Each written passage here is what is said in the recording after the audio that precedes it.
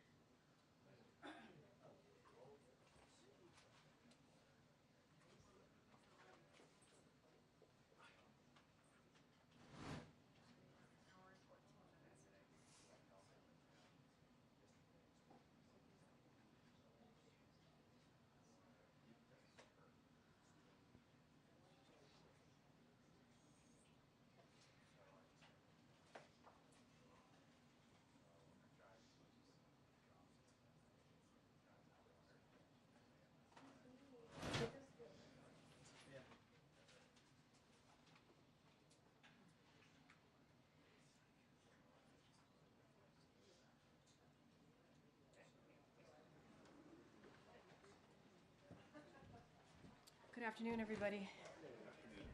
I think it's Friday. It's Friday, right? Okay. Good point. Good point. Okay, a couple things at the top before we get into questions. Somebody wants to take that? Okay. I want to interrupt your call. Okay, so I want to address some devastating news out of Oklahoma. As a parent, I was absolutely heartbroken to learn about Nex Benedict's death. Every young person deserves to feel safe and supported at school. Our hearts are with Nex Benedict's family, friends, entire school community in the wake of this horrific and gut-wrenching tragedy. I know that for many LGBTQ+ students across the country, this may feel personal and deeply, deeply painful. There's always someone you can talk to if you're going through a hard time and need support. The president and his administration launched the 988 line to help, and we have a line dedicated to serving LGBTQ+ young people that can be reached by dialing 988 and pressing 3. Through devastating tragedies like these, we must support each other and lift one another up. Now, in another news that we learned that came out this week is how the people of Alabama woke up to shocking news. The state Supreme Court has put access to fertility treatments at risk for families who are desperately trying to get pregnant. It's unimaginable for people who want to become parents, and it's a devastating example of the kind of chaos and confusion that has resulted from the overturning of Roe v. Wade. There are reports that families seeking fertility care don't know what to do or where to turn. Doctors are afraid of prosecution, and families in other states are worried they might be next. But this is not the first time reproductive care has been disrupted in Alabama, a state where women are already living under a total abortion ban. The state has no exception for rape or incest. This is the same state whose attorney general threatened to prosecute people who help women travel out of state to seek the care that they need. And it's not just Alabama. We're seeing this chaos play out across the country. The day Roe fell is the day that the floodgates opened for Republican elected officials to dictate some of the most personal decisions families can make. Now, as a result, 21 states have abortion bans in effect. In nearly all states, doctors can be charged with a felony for simply doing their jobs. 27 million women of reproductive age now live in states with abortion bans. Over 380 state bills restricting access to abortion care were introduced just last year, and congressional Republicans have proposed 3 national abortion bans. It doesn't stop there, believe it or not. It doesn't stop there. Birth control access is under attack. Women are being denied care for ectopic pregnancy, and now, with this decision out of Alabama, IVF is under attack. So we want to be really clear here. It is absolutely unacceptable to this administration when women are denied the care that they need. It is unacceptable. President Biden and Vice President Harris will continue to fight to protect access to reproductive health care and call on Congress to restore the protections of Roe v. Wade in federal law for all women in every state. Now, as you saw this morning, we are excited to announce that on March 1st, President Biden will welcome Prime Minister Meloni of Italy to the White House to reaffirm the strong relationship between the United States and Italy. The leaders will discuss shared approaches to address global challenges, including their commitment to continue supporting Ukraine as it confronts Russia's aggressions, preventing regional escalation in the Middle East, and delivering humanitarian aid to the people of Gaza, developments in North Africa, and close transatlantic coordination regarding the People's Republic of China. They will also discuss Italy's G7 presidency and coordinate in advance of the NATO summit in Washington. And finally, earlier today, you heard directly from the president when he delivered remarks and issued a statement to mark the 2nd anniversary of Russia's invasion of Ukraine tomorrow. We mourn the many Ukrainian lives who have been lost as a result of Russia's unprovoked and unlawful war. And we are committed to continuing to support the people of Ukraine as they defend themselves against Russia's vicious and brutal war in Ukraine. As part of that commitment, we sanctioned over 500 targets today to impose additional costs on Russia for its repression, human rights abuses, and aggression against Ukraine. The Department of Commerce is adding more than 90 companies to the entity list for their activities in support of Russia's defense, industrial base, and war effort. And the Department of State is designating 3 Russian individuals who were connected to Navalny's imprisonment and the Russian government's harsh treatment of him. The U.S. government has designated over 4,000 entities and individuals in response to Russia's war on Ukraine over the past 2 years, the strongest set of sanctions ever imposed on a major economy. And we will continue to take actions to ensure Mr. Putin pays a steeper price for his aggression abroad, the repression at home.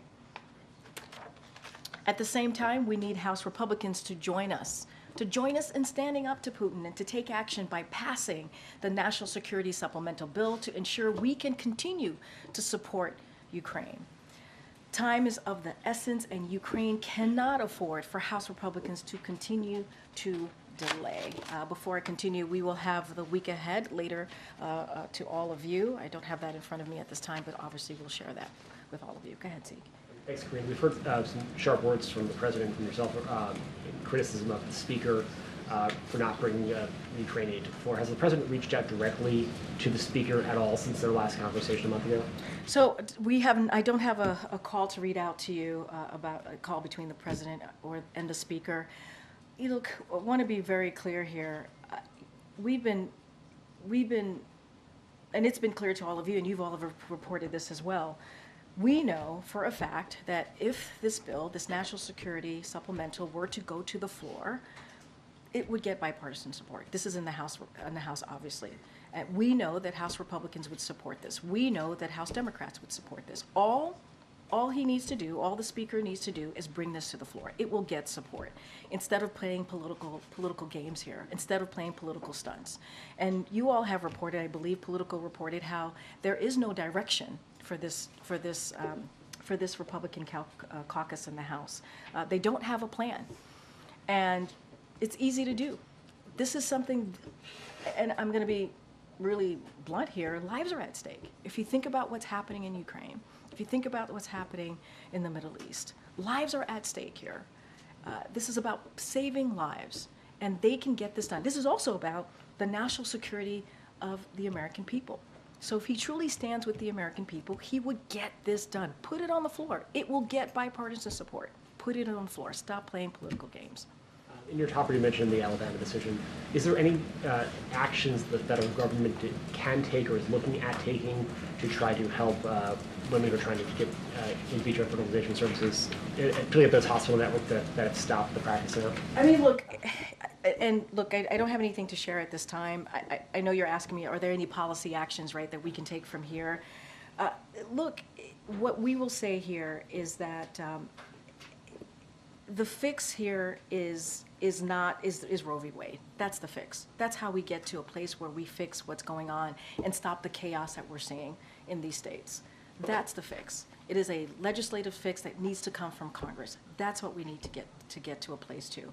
I don't have anything to announce here, but it is unimaginable of what families are now having to deal with and how this could spread to other states. And this is the chaos that comes from the Dobbs decision, that comes from what Republicans have been doing since the Dobbs decision. And so we have to get this right. We have to get this fixed by making sure Congress acts and makes Roe the law of the land. The courts got it wrong. The courts got it wrong in this. And then last for me, last month the President said that he did not have any additional executive authority to act on with regards to the border. He met with governors this morning where he apparently told them that he was looking and talked to his lawyers and seemed frustrated with his lawyers as he's trying to devise some executive actions. There's been some reporting on that in the last couple of days as well. So is the President currently contemplating additional executive actions on the border? What are they and when will we see them? So look, we don't have any actions to announce today, no decisions, and this is something that I've actually spoken to the President about. No decisions have been made on this. Here's what we know, and here's the bottom line. There is no executive action that the president can take, no matter how aggressive it could be, can deliver the significant policy reforms and additional resources that Congress could have provided that Republicans rejected, right? There's nothing, no actions that he could take that would have been, that would be as tough, as fair as this bipartisan legislation that came out of the Senate, obviously, that we worked on for months. And that's what would have actually dealt with this, what was happening at the border, dealt with the immigration situation. And this is what Republicans rejected. And so, look, I don't have any decisions to make at this time. What we believe is that that piece of legislation that came out, a bipartisan piece of legislation that came out of the Senate, that would have been the way to move forward here. And again, Republicans in the House decided to block that. They decided to go a political direction. They decided on issues, on policies that were included in there that they believed in, that they, at one point, believed that's how to move forward to deal with the border. They rejected it. And so, again, don't have anything to announce at this time or any decisions, to be even more clear, and decisions that have been made right now. But we had something on the table that came out of the Senate in a bipartisan way, and they decided, and they rejected it, meaning the Republicans in the House. Kids. Thanks, Karine. On the Alabama IVF ruling, how concerned should American families be that this could spread to other conservative states? And does this president need to do more than simply calling for the codification of Roe versus Wade? Does he need to go further here, since this does deal with a separate issue? And I hear your question here. Yeah, they should be concerned. They should be concerned, on your first part of your question, they should be concerned that this could spread in other states. This is the chaos that has come out of the Dobbs decision. This is the chaos that has come out of getting rid of Roe, which was the law of the land for almost 50 years. And so, look, what needs to happen, I mean, the way that we fix this, or the way that we get to a place where women feel protected, where women can make decisions on their own body, where families can make a decision on how to move forward in growing their family or starting a family, is to get Roe and Wade to Roe v. Wade needs to be the law of the land. That's the fix. That's what needs to happen, and that is the best way to move forward here.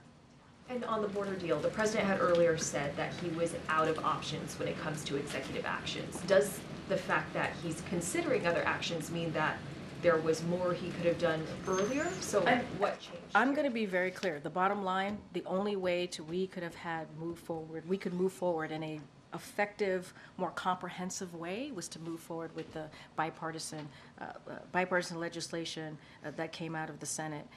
That was the way that we believe would have been one of the toughest and one of the fairest bipartisan border security bills that we have seen in decades. It would have dealt with giving resources that's needed at the border. It would have dealt with dealing with policy issues that relates to immigration. And that's the way we should have moved forward. A couple of things that it would have done: establish a more efficient process for asylum claims with consequences for those who do not have a legal basis to remain in the United States, provide more resources to secure the border and process claims, Border Patrol agents, law enforcement personnel, and detection technology to combat fentanyl trafficking, asylum officers and immigration judges, make our country safer, our border more secure, while treating people fairly and humanely, consistent with our values as a nation. Republicans rejected this bipartisan agreement that came out of the Senate. That's something that the president worked with in a bipartisan way, obviously with Republicans and Democrats in the Senate for months. They rejected that. And we believe that is the direction. That is the bottom line for us. That's the way we should have moved forward. I don't have anything to announce or any decisions that's been made. Yeah. Roe versus Wade versus trying to protect women's rights to IVF treatment, they are two separate things. So is the administration looking at protections for the latter? Look, don't have anything to share on any policy changes or any policy updates for all of you, but we have to understand how this started. This started because of what happened with Roe, the Dobbs decision to overturn Roe, something that was Roe was constitutional for almost 50 years, and that got overturned. And the moment that got overturned, that day, Republicans started to work and take action. I just mentioned 380 pieces of legislation to go against what difficult decisions that women need to make about their bodies, about their family, about how they're going to move forward, about the care that they need. 380 pieces of legislation across the country. That's what is happening. That's what's happening right now. And so the chaos has been started. It was started the day that happened, the day Roe was overturned. And the only way to fix this, the best way to fix this, is to restore Roe. Thank you, Karine.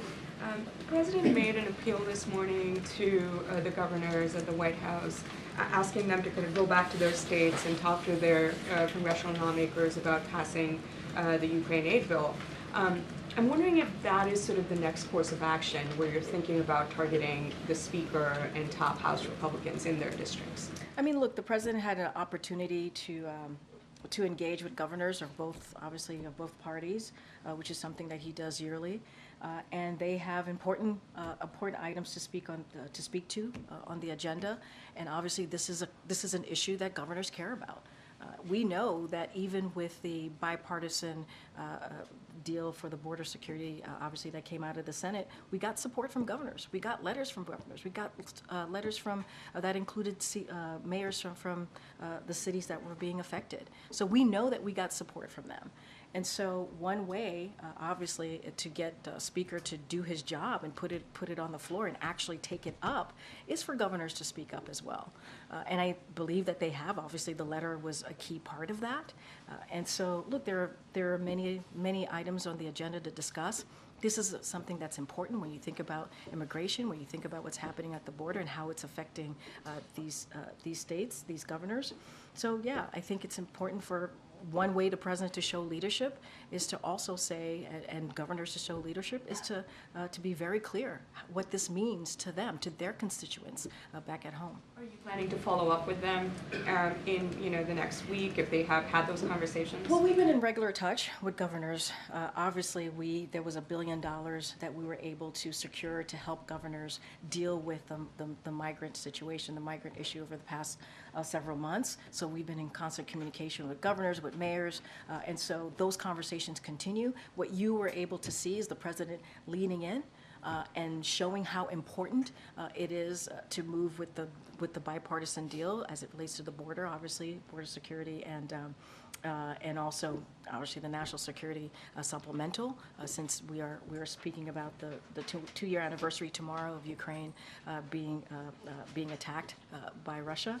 So all of these things are important. We're talking about our national security, the importance of our national security for the American people, and we're also talking about our border and what we need to do to make sure that we deal with the border challenges. I have a quick one on the meeting that he had in California with the Navalny's family. We did see the readout that you put out. The president has spoken a little bit on it. But what specific assurances did he offer Yulia? Because the sanctions package was already in the works, right, to mark the anniversary of the two-year war. What did he tell the Navalny family that he could do to protect them? I mean, did he advise her not to go back to Russia? I'm going to be really careful and not speak to a private conversation that the president had. That is something that we don't do here. I'm not going to go beyond the readout. But yes, was the sanction package in motion before Navalny's death? Yes, as you know, tomorrow will be a 2-year anniversary.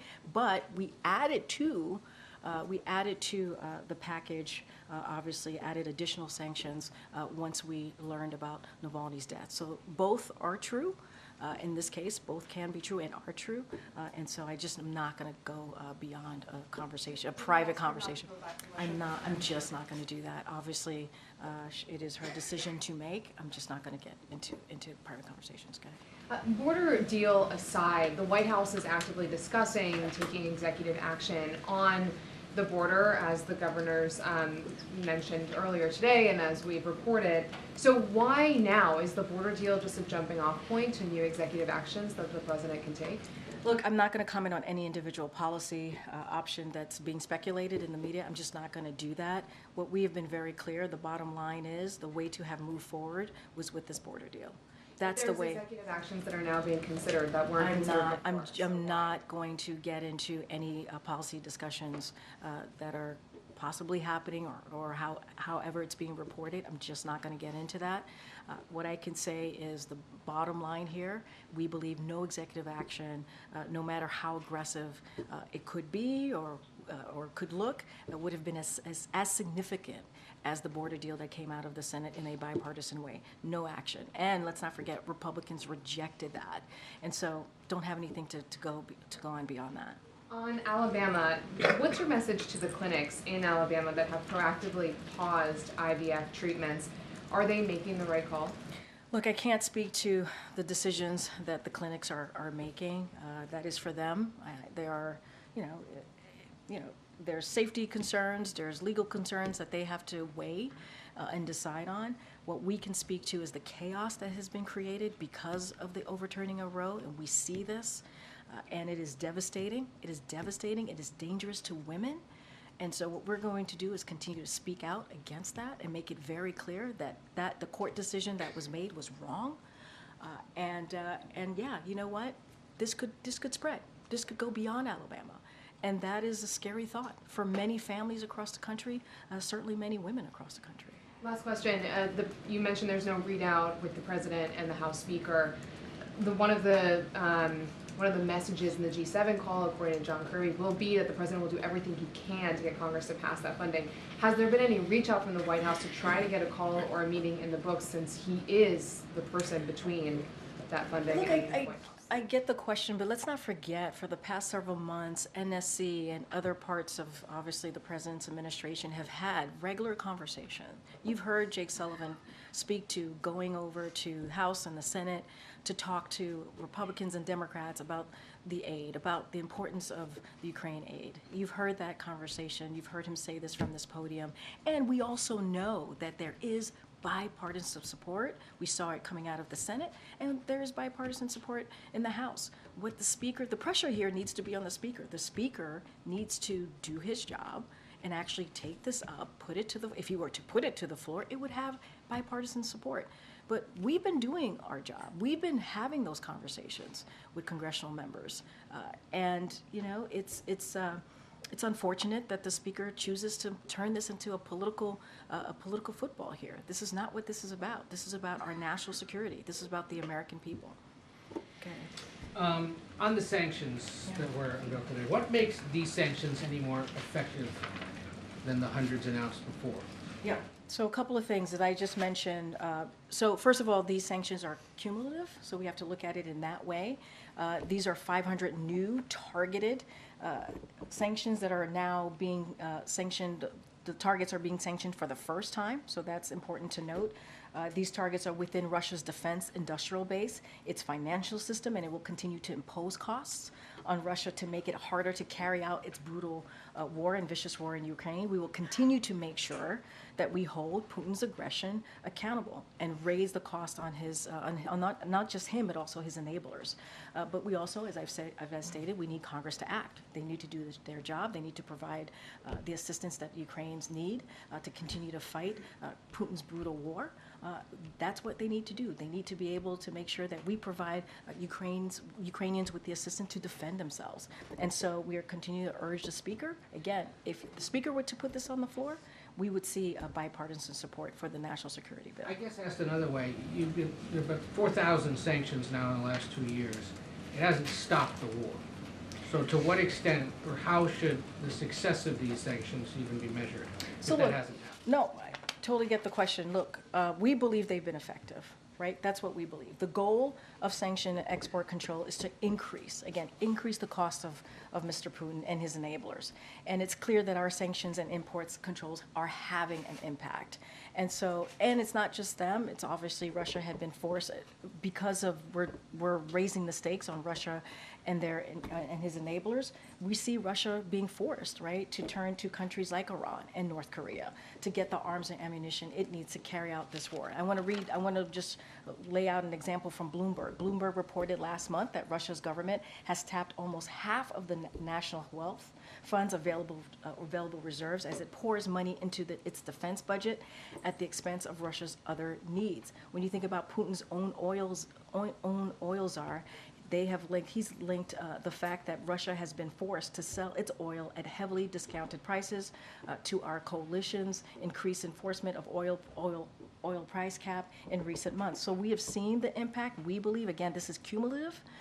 What we were able to sanction, again, 500 additional targets, and we believe that it has had an impact on. On the Alabama IVF ruling, you have spoken out just here forcefully about it. The Vice President did yesterday and continues to on her national tour. The President tweeted about it and issued a written statement. Yeah. When might we see him more publicly speak out about this issue? We keep hearing, at least we keep hearing from voters and Democrats who say, where is he on this? Why isn't he talking about an issue of such urgent concern? Presidential focus, time, statement in public instead of on paper is very different than sending you out here or tweeting about it or sending the Vice President on the road. I mean, look, Ed, I think the President has spoken about what the attack on reproductive rights, what the attack on women being able to make choices on behalf of their own health care and getting the health care that they need, the actions that he has taken, whether it's executive actions and what obviously his agencies have been able to do, DOJ, HHS. I mean, those have been done because of this president. And he has spoken to this many times. The day that Roe was overturned, you heard from the president. The president was the only person that spoke to this on that day. And I would argue that a statement from the president is incredibly powerful, is important. He spoke to this through his statement. And the president has been very clear where he stands. He believes that we need to continue to protect women's right to make a decision, reproductive health decision, pardon me. And that's where we're going to continue to be. That's where he's going to continue to be. And we've been very clear about that. We've asked about this before. The Congressional Hispanic Caucus is once again concerned they are not being brought in to conversations about potential executive orders and other actions taken by the White House, saying that what they're reading about at least is unacceptable to them and they haven't had much dialogue with the White House about it. Are there any plans to remedy that? So first, no decisions haven't been made. I want to be very, very clear about that again. And I would say that we are in regular communication, regular contact with members of the Hispanic Caucus, members of the Progressive Caucus, just members of... Well, they claim they're not. From my understanding, and I've asked about this, we've been in regular communications with them.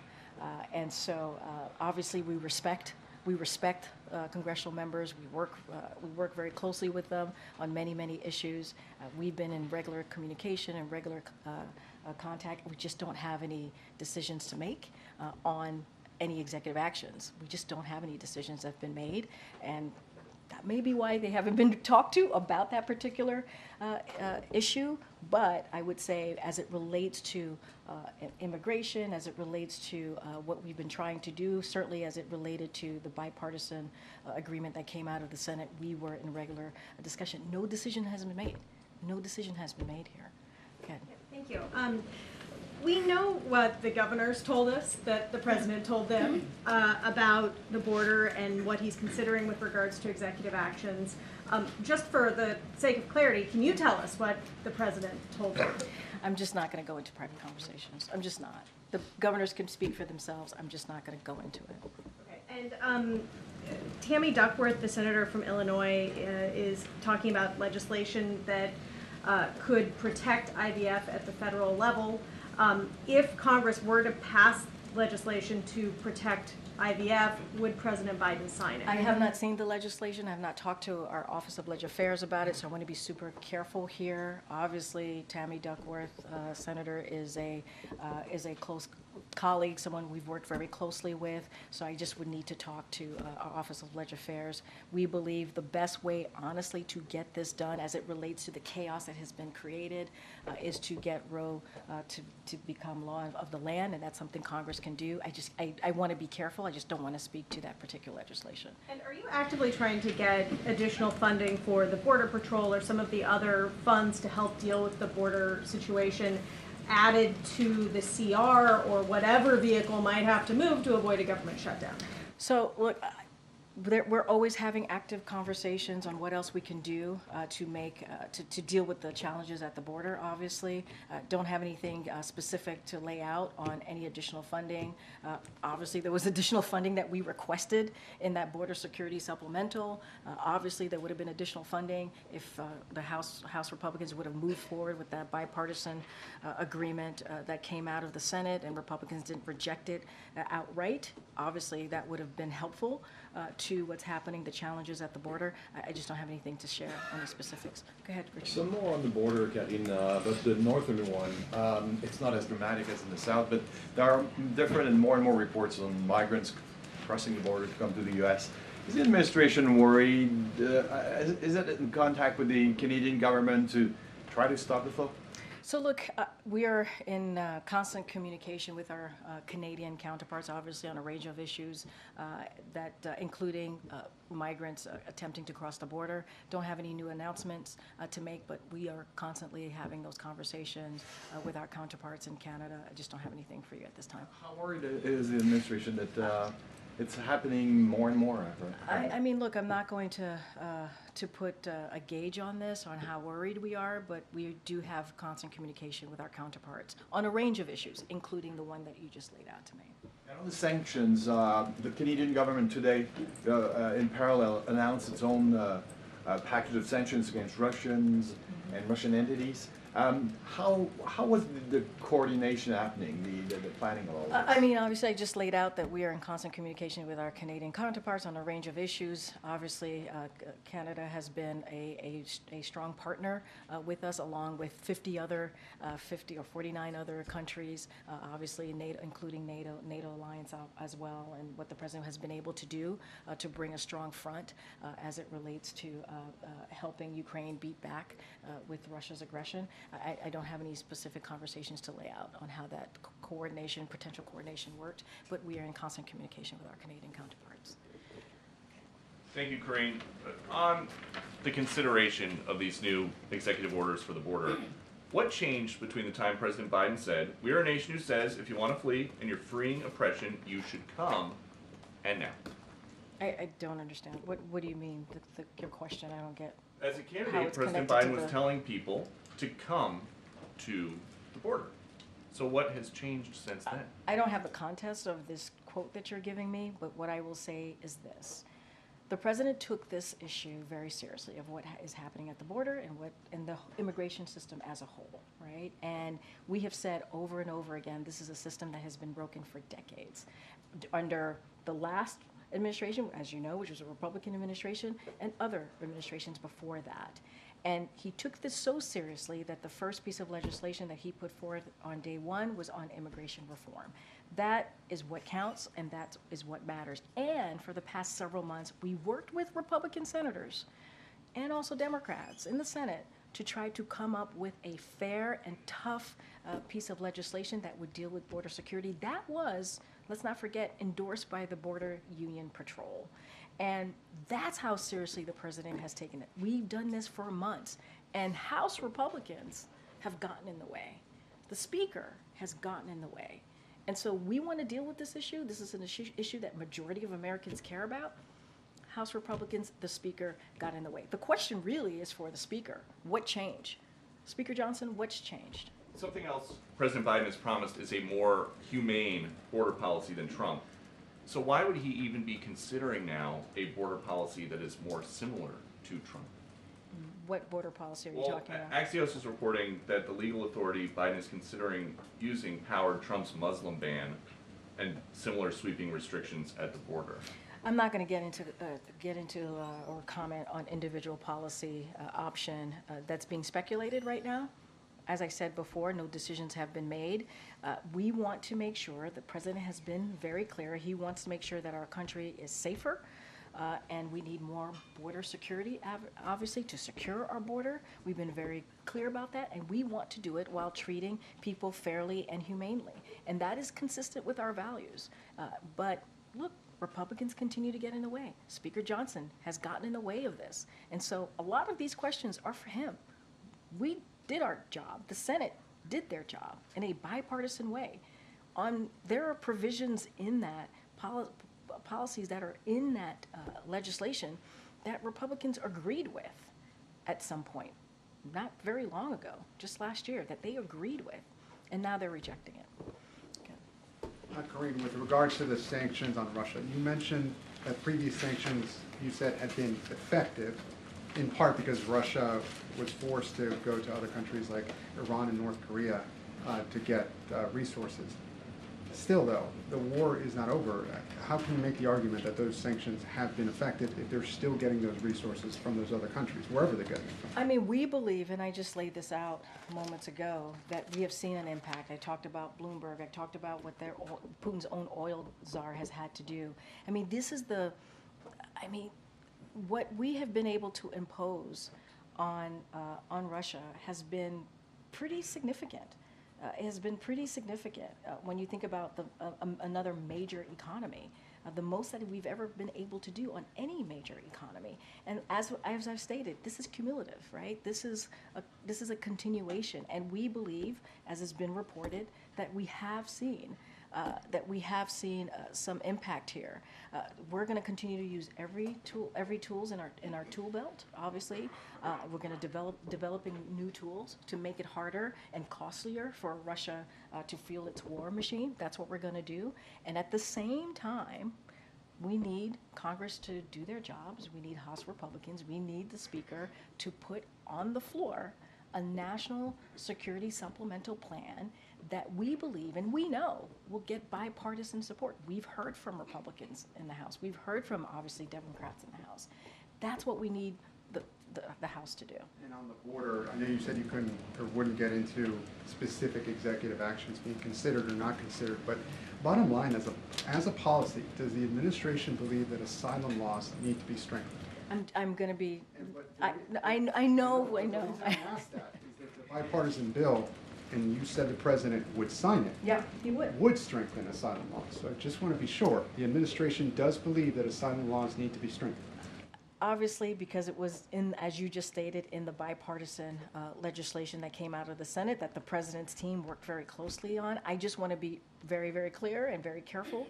Decisions haven't been made. I'm not going to get into any internal policy, individual policy, option that's being speculated in the press. I'm just not going to do that from here. But no decision has been made. And finally, on a separate topic, I know the U.S. has had a complicated relationship with Mexico before. I wanted to get the White House's reaction to President Lopez Obrador doxing a New York Times reporter in a press conference. Oh, well, I've not seen that. Obviously, that's not something we support. We believe in the freedom of the press, obviously, which is why we do this on almost on a daily basis. It is important for the press to be able to report on issues that matter to the American people freely, in a way that obviously you all feel secure and safe, and in a way that you're not being doxied or attacked. That is something that we will obviously reject. Thanks, Karine. One follow-up on Next Benedict and then another on a separate subject. Given that Nex's family said they had been bullied in the months prior to their death, specifically about their gender identity, and the family also says that Nex was physically assaulted the day prior to their death, does the White House think that this case should be the subject of a federal hate crime investigation? I'm going to be really careful. That is something for the Department of Justice to decide on. I cannot speak to that. Obviously, our hearts go out to Nex Benedict's family. It is a tragedy that is awful, and I said this at the beginning, and I'll say it again.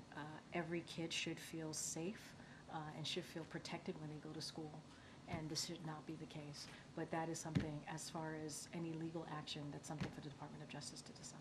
And then the Florida Surgeon General defied CDC guidelines this week, suggesting it's fine to send unvaccinated kids to school amid a measles outbreak there.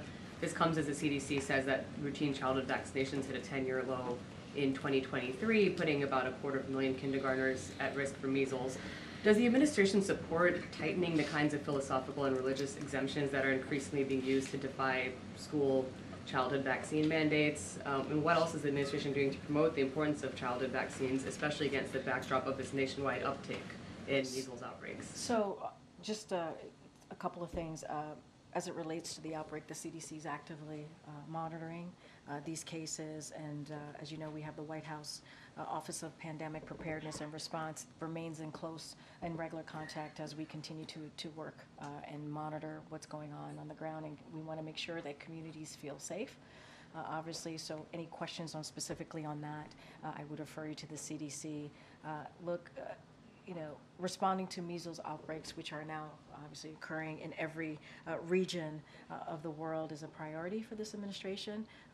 Measles, as you know, is highly contagious, contagious infection, but it is easily prevented with routine childhood vaccines. We are providing technical support to for example, to the World Health Organization and UNICEF, and we're donating as well to make sure that there's a vaccine alliance which has provided millions of measles and other vaccine doses to low and low middle income countries. So we are monitoring this. It is important that obviously we do everything we can to mitigate the situation, but CDC is actively aware, obviously actively monitoring these cases that we're seeing across the country. Thank you, Karine. So in addition to the sanctions, is the president supportive of, confiscating frozen Russian assets and using it for Ukraine's reconstruction? So a couple of things, because this is a little bit complicated, and I want to take a step back for the folks who are clearly watching the briefing. And I understand that you all understand this, but in 2022, we worked together with our allies and partners to quickly immobilize almost $300 billion of Russia's sovereign assets that they had held internationally when they launched their brutal invasion of Ukraine. That joint action to cut off Russia's access to a significant amount of funds has made it much riskier for Russia to fund its war against the Ukrainian people and boost their defense spending while also managing their economy. So now we're going to continue to be in active conversation with our allies and partners, including the G7, as well as members of Congress, on additional steps to seize Russia's aggression in Ukraine and to ensure Russia pays for the damage it has caused. I don't have any new announcement to make, but it is a bit complicated because, as I said, we're talking about international it's been held internationally, so it is a little bit more complicated. Are there other countries who are planning to, take that action? I would refer you to other countries. I can't speak for other countries here, but I just wanted to make sure we laid out. It is complicated. It is not as simple as it may seem, but certainly don't have any new announcements to make at this time. Get Karen. Thanks. What's the view from the White House right now about how conversations are going about government funding and spending bills next week ahead of next week's significant deadlines? I mean, look, and we've been here before, and we've always been very clear. House Republicans have a job to do. Their basic duty is to keep the government open. They need to not play politics here. They need to get this done.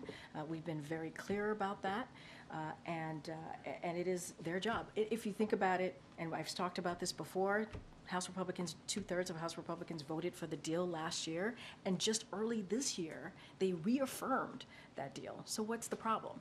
What's the problem here? They need to get this done. They need to get this done. There are important programs that the American people need, and so they need to move forward and make sure we keep the government open. I feel like I've asked you this before deadlines, but are you anticipating another short-term funding bill, another CR, and is the president okay with that this time around too? So look, I'm not going to get into legislative negotiations from here, but look, we got to be really clear that these are programs that are critical, that are important to the American people, and it needs to get done. It needs to get done. So I'm not going to get into negotiations from here. House Republicans need to do their jobs here. They need to get to work, and they need to make sure that they prevent a needless shutdown. And are White House officials involved in any conversations, like legislators, with congressional leaders this weekend about getting closer to something? So I can say that OMB and our Leg Affairs team are in touch with lawmakers from both parties every day on the need to keep the government open. But again, this problem is a problem of the House Republicans making.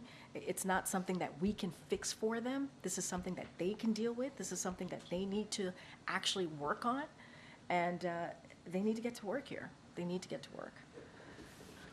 Thanks, Karine. I want to try a little bit different on the executive actions, possibly on the border. The bills are stalled, so why wait 3 years now in to take alternatives or take possible executive actions? What are you talking about? You mentioned the bill, when the first week in office, the president issued his bill for immigration reform, and then the negotiated Senate bill. Those are both stalled. The House is not taking I them think you're up. seeing it very differently than we are. We're saying that the president took it very seriously. He took it very seriously by taking action on day one, putting forward a comprehensive immigration policy legislation that he wanted Congress to act on. They did not act on it. We taken actions on our own, and we've been able to secure some funding to deal with what we've seen at the border, but we need more. We need more, and we've said this. We have said this for the past 3 years, and House Republicans have continued to get in the way. In the last couple of months, we worked with Senate Republicans and Democrats for several months to come up with a border security that is tough, that is fair, that's supported, that was endorsed by the Border Patrol Union. The Border Patrol Union endorsed this legislation. Republicans rejected it. So this is something for Republicans in the House to speak to. We've worked with the Senate in a bipartisan way to get this done, to actually deal with an issue that matters to the American people in a bipartisan way. And House Republicans have allowed politics to get in the way, and Speaker Johnson left early after, if you think about the national security supplemental that we had to take out, they had to take out the border security from it because that's what the speaker wanted. That was done out of the Senate. It was passed, and then the speaker went home early and is gone. He went on vacation early, and so this is truly a question for the speaker. Well, my question is now we're hearing about executive actions that could be taken. Why wait this long to look at executive I've been very actions? clear. We have made no decisions on that. I'm not going to get into policy discussions or hypotheticals that we're hearing right now. Be very clear. But the focus here should be what happened in the Senate in a bipartisan way that Republicans have rejected. That is the reality that we're in here, Ed. That's the reality. And then one more, if I may, in fiscal year 2023 at the border, there were 24,000 Chinese nationals that had illegally crossed, and 288 were deported. And the National Border Patrol Council president says that the vast majority of them coming across now are military-aged men. What's the level of concern for the White House about these military-aged men? So this continues to be a concern for this administration. So we'll just start there. But speaking specifically to individuals, just in general, who pose a risk to public safety and national security, regardless of nationality, they are detained as they undergo immigration proceedings and are removed. If they do not have a legal basis to remain in the United States, global migration is at the highest since World War II. And that means we work with our international partners to bolster their enforcement capabilities while expanding economic opportunities and lawful pathways. That's what we've been able to do for migrants, deserving of protection, specifically under the President's Los Angeles Declaration for Migration and Protection and America's Partnership for Economic Prosperity. And again, I go back to that bipartisan agreement that came out of the Senate, and that would have been a step forward here. It would have been a piece of legislation that, as I've said, would have been tough, it would have been fair, and it was endorsed by the Border Patrol Union. And Republicans in the House rejected it. Go ahead, Karen. Ms. Karine, a group of progressive lawmakers led by Congresswoman Barbara Lee and 200 organizations sent a letter to the president this week urging him to take executive action, including executive orders, to advance a range of bills that have been introduced by Democrats that have been stalled in Congress, including H.R. 40, which the president said he supports, to create a reparations commission, the John R. Lewis Voting Rights Act, as well as resolutions to protect Black history and create a ban books weeks in light of these bans we've been seeing in states like Florida. Has the White House received this letter, and does the president believe that his racial justice agenda has been effective, and does he think that he can do more through executive action? So let me just say that a lot of, and yes, we have received the letter, and a lot of the items in the letter that has been, issues that have been outlined is some some of the causes that the president has championed over the past 3 years. The president has taken, as you know, historic actions as it relates to voting rights here, strengthening voting rights on the federal level. He's taken action to raise wages. Let's not forget the actions that he's taken, because he's taken the actions on building an economy from the bottom up, middle out. We have seen, as it relates to unemployment for the Black community, when he walked in, it was at 9%. Now it's at 5%. Always more work to be done, but that matters. Black wealth has jumped up to 60% since the pre-pandemic days. He supports a study of reparations and continues and the continuing impacts of slavery, and signed an executive order to deal with racial equality on his very first day in office, as it relates to the federal government and what the agencies can do better. And also, he's spoken about banning of books as it relates to Black history. So the president's is committed to making sure that we address racial inequalities here, and he's going to continue to take action to make sure no communities are left behind. And as I just stated, he's taken historic executive action on this issue. This is a priority for this president. When he walked into this administration, he talked about the different crises that our country was dealing with. Climate change, it was COVID at the time, the economy at the time, racial inequality was part of that as well. And so he's committed. He's committed. You're trying to get me. Go ahead, sir. Thank you. Karine, last year in December, the administration sold weapons to Israel bypassing Congress. Why can't the U.S. do the same for Ukraine right here and right now, given their desperate need of weaponry? I mean, we actually need funding. We need this funding in order to get Ukraine what they need. It's gone. You've heard the admiral speak to this. You've heard the National Security Advisor speak to this from this podium. It's gone. There is no more. We need Congress to do its job and to pass much needed assistance, security assistance that the Ukrainians need. We're talking about a sale of weaponry. There's a lot more to this, right? There is actual funding that we need to make sure that we get, so that DOD and so that obviously the Pentagon can do what it needs to do in order to give the security assistance that is needed, to give the weapons that they need to fight against Ukraine's aggression. You've heard the admiral speak to this today in his gaggle, and you've heard him talk about this multiple times. There is an assistance that we have to provide to them that we just don't have it now. We're done. If there is no success on the Hill, would you consider selling weapons to Look, Ukraine? the way to deal with this is to pass this national security supplemental. The way to actually help the people of Ukraine to fight for their sovereignty, to fight for their democracy, to fight against Mr. Putin's aggression is to actually pass this national security supplemental that would get bipartisan support in the House. It will. That's how we move forward here. There's no other way to actually do this in a bipartisan scenario. It's there. And the speaker needs to do his job. Speaker Johnson needs to take this up. We know that the bipartisan support exists. We've heard from Republicans speak to this directly and very recently. So why doesn't he just do his job and stop putting politics in front of this? This is why I don't want to get into hypotheticals, because there's an option that exists. There's an actual option that exists. And the speaker's putting politics in this. And that's not how we should move forward. All right, everybody. Thank you so much. Thanks, Karine. All right. See you tomorrow. Not tomorrow. Tomorrow's Saturday. See you next week.